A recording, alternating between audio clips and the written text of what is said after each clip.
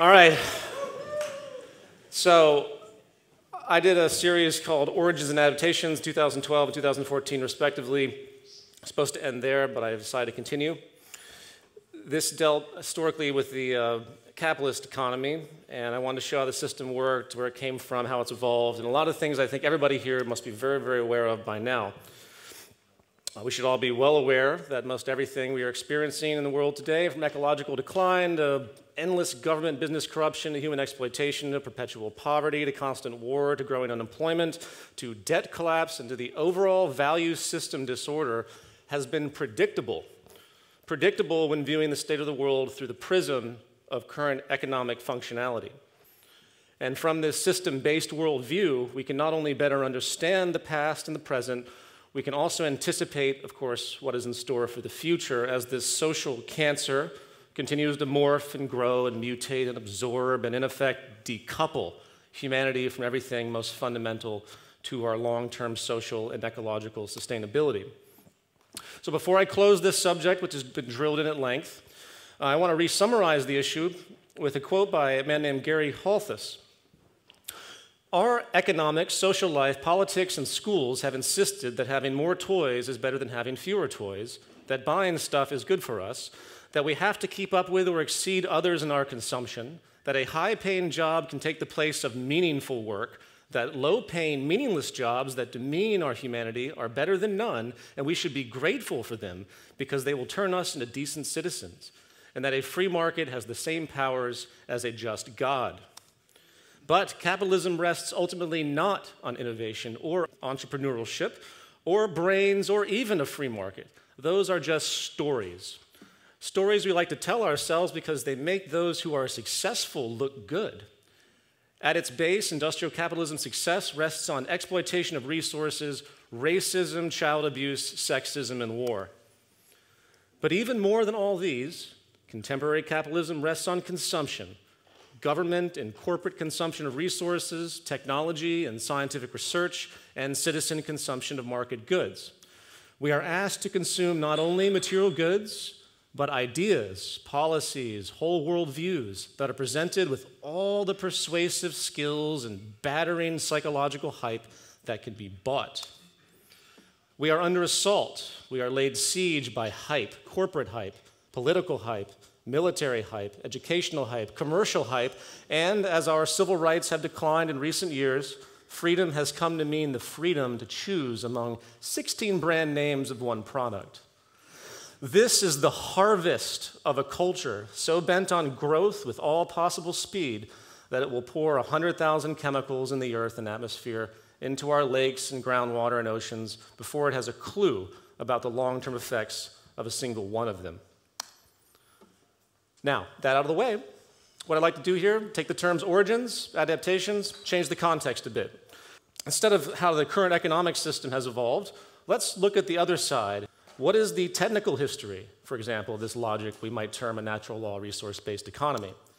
And more importantly, what is its relationship to the evolution of material culture?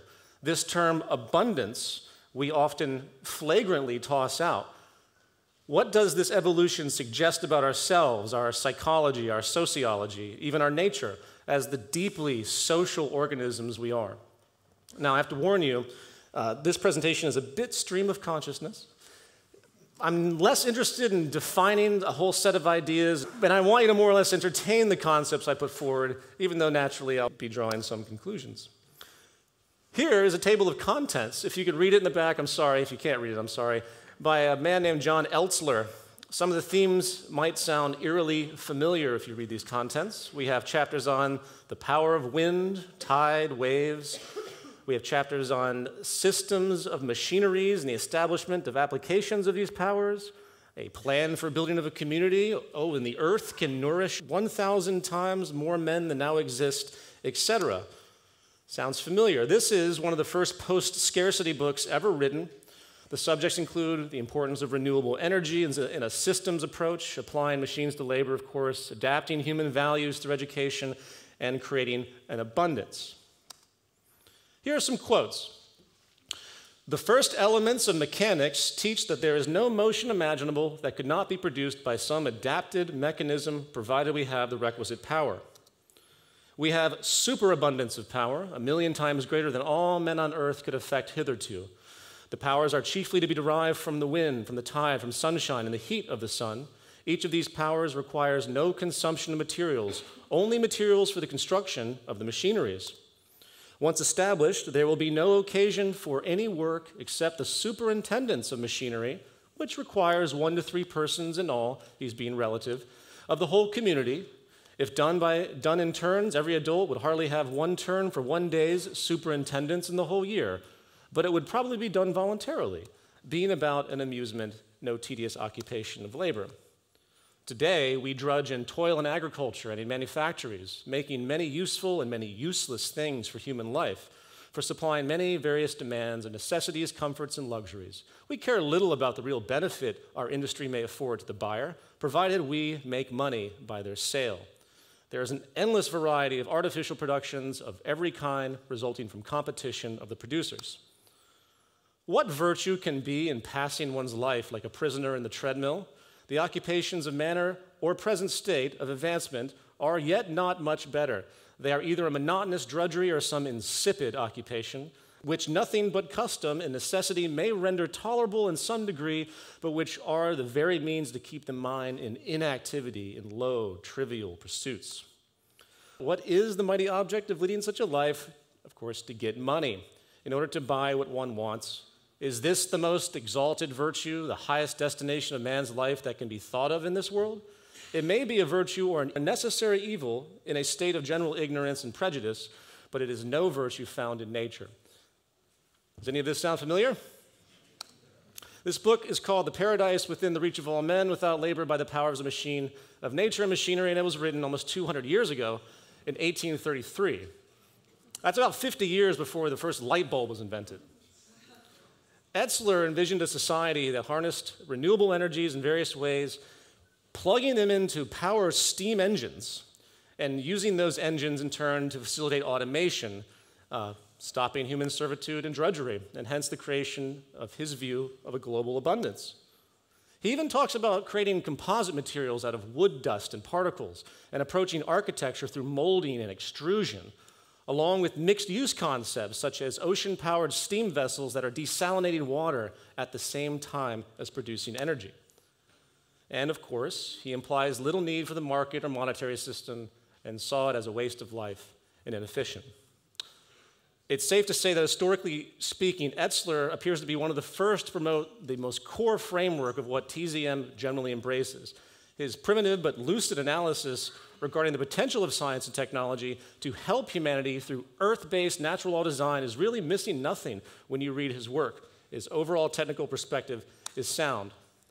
And of course, it didn't take long for Etzler to be derisively labeled as the first technological utopianist, a term that has persisted ever since, as I'm sure many here have heard. And to this, he jauntily added, "But there will be men who are so ill-favored by nature they slovenly adhere to their accustomed narrow notions without inquiring into the truth of new ideas, and will rather, in apology for their mental sloth, pride themselves in despising, disputing, and ridiculing whatever appeals novel to them." Again, sound familiar? Now, I will admit to his discredit, if you read him, he's a bit gratuitous. He does go overboard with his vision of this so-called paradise, and it's often difficult to read through his work without getting an over-exaggerated sense, an unrealistic sense due to his rhetoric, which I think is common with a lot of people, a lot of futurists throughout history. And he also, sadly enough, did fail in his lifetime to produce the engineering that he sought, and mainstream history pretty much sees him as a delusional mad scientist. Now, all that noted, that historical little tidbit, let's do a thought experiment. Let's assume we went back to 1833, the time of this book, but instead of using Etzler's primitive version of what could be a resource-based economy with renewable energy-powered steam engines moving steel and wood automation machines to free labor, we instead transplanted the current, common 21st century technology into 19th century. Remember, Etzler's idea of paradise was to remove the need for labor, drudgery, and create abundance in the material climate he knew at the time. Keep that in mind. Back then, there were no powered cars, no home-wired electricity, no planes. We hadn't even hit the Victorian era yet. Life was very simple in comparison to today. And just as we today have little clue what material life will be like 200 years from now, how could we expect Etzler to perceive any differently?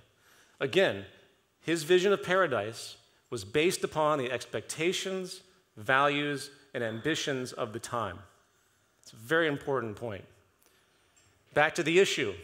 It is needless to say that there's certainly no question that 21st century technology as we know it could create the material expectations of an upper class lifestyle, standard of living, respective to the early to mid 19th century without labor for income, assuming a shift in the social system, of course. Absolutely no question. And again, before I go further, please understand that this is an argumentative abstraction. This is a speculation. As if we're aliens that came down in 1833 to install automated tech, filling in whatever industry was doing at the time, the means of production and interest to satisfy the interests of the time. So I don't want anyone to read into this to think that this is some static state of concept of technology, because really, in truth, when technology develops, it changes our values. So keep that in mind. This is about a material expectation of a given culture at a given time. And the abstract question I pose to you all is, would it be enough? Would you be satisfied with your ability to be free of servitude, living a high standard of living for 1833, free to pursue interests as you saw fit, even though it's still 1833? Obviously, from the standpoint of today's material culture, it's rather hard to accept that, right? Because we're so acclimated to life today in its relatively advanced technological state. Well, with that in mind, how about this? What if I told you that tomorrow all of you will have access to an upper-class home, access to 3D printing means that can produce everything material you may need given our traditions at the time? Global transportation was free and fast, organic, or your food is organic, pure, freely available through automated vertical farms, and so on. Hence, your life would now be open to pursue, again, your own interests and projects with no need to fear for your basic economic survival without servitude or monotonous labor. Hence, what we promote as a resource-based economy.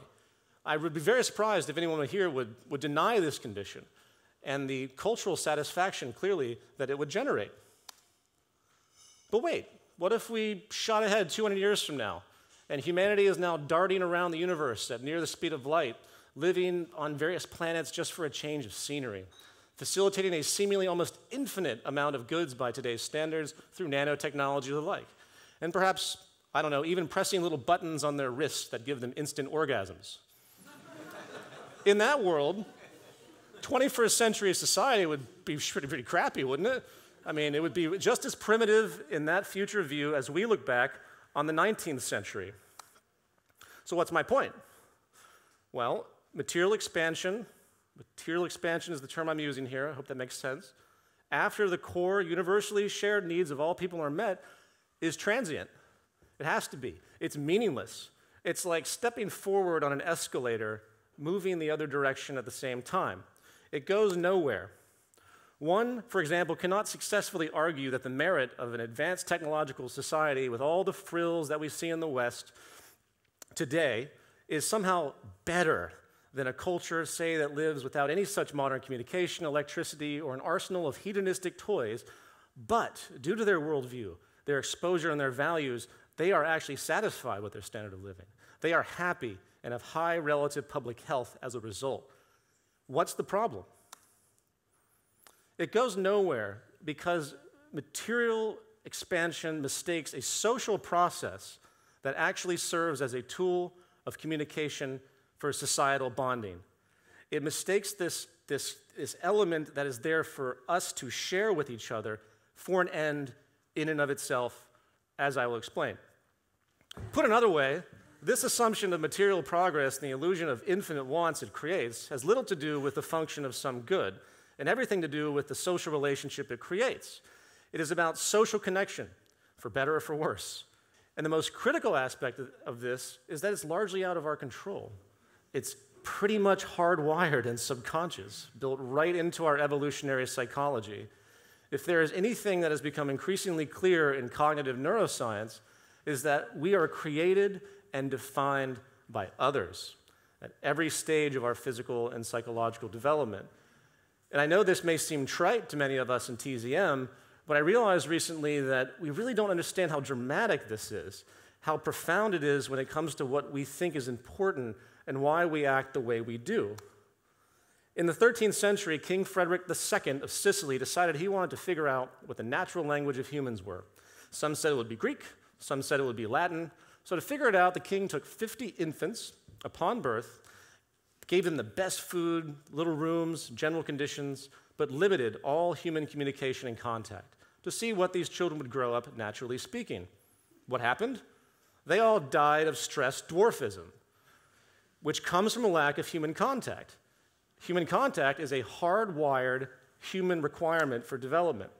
We've evolved to learn, and to learn from other people. Natural selection has programmed us to expect certain things to occur as we grow, and virtually all of these relate to interactions with other human beings. Critical periods, as they're termed, is one form.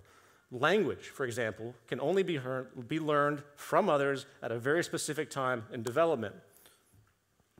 And the spectrum of influence, when what should happen doesn't, or what shouldn't happen does, generates predictable consequences across the entire human population. For example, it is well established that children not given the opportunity to form proper emotional attachment as infants very often end up as maladjusted adults. Likewise, we imitate each other constantly and subconsciously, just as how babies impulsively imitate facial expressions they see around them as they develop. We have mirror neurons that fire in sympathy when watching other people's actions, and we generally sense others' pain and happiness in empathy.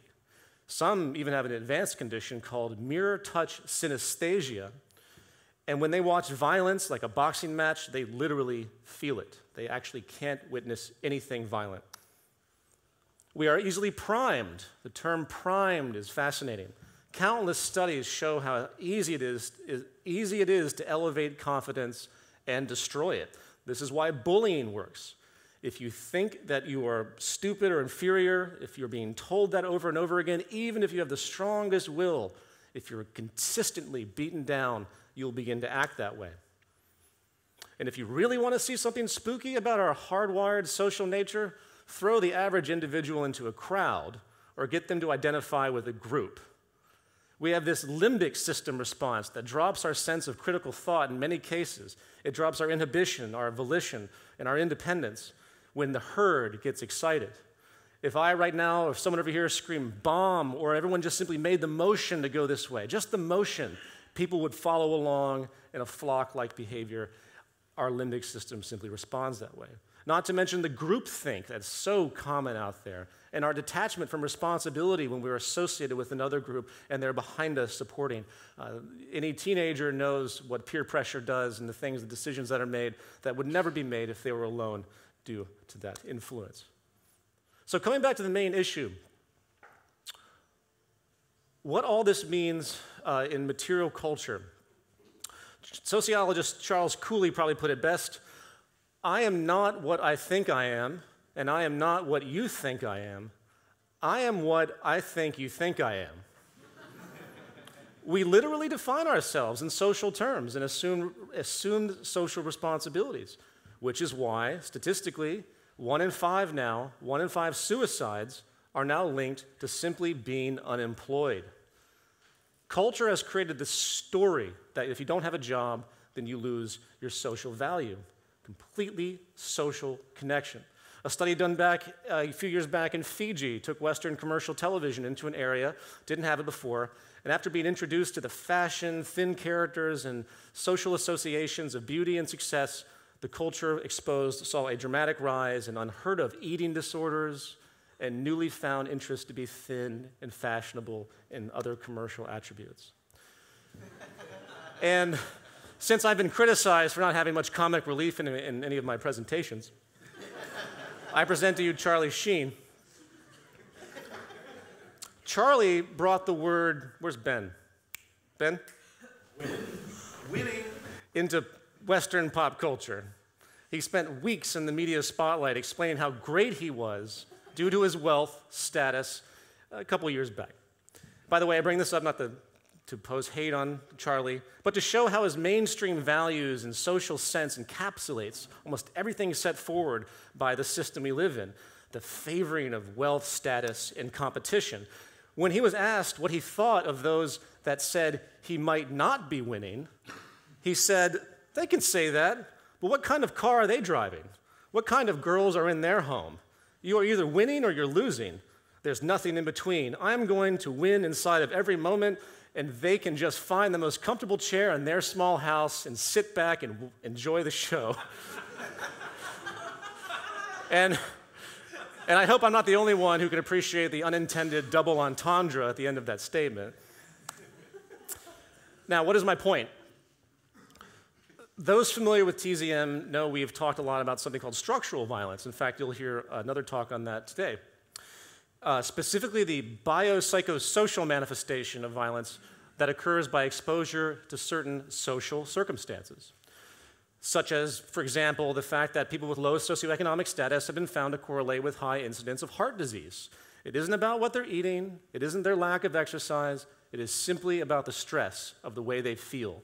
And the way we feel in this world is almost exclusively a social consequence. In the words of Robert Sapolsky, it isn't about being poor, it's about feeling poor. And when you see the emerging class divide now, we are not just seeing an injustice, we're seeing really a public health crisis in the making. And the real task at hand, the real adaptation, to come back to the form of this lecture, is to redefine the social contract, to redefine how we actually look at each other. Because really, that is all that matters to any of us, whether we're aware of it or not.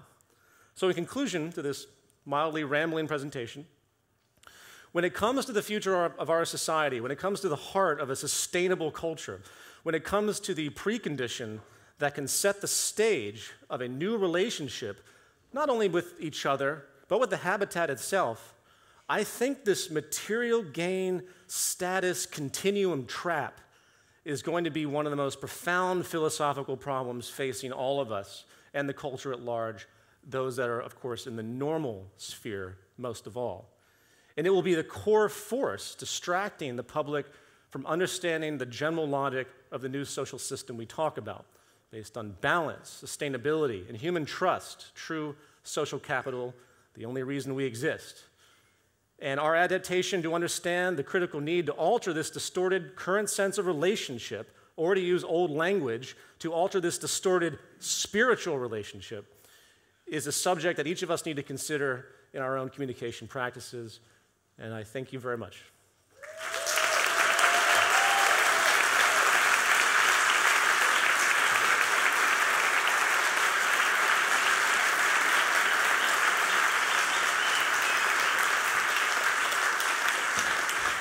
Thank you.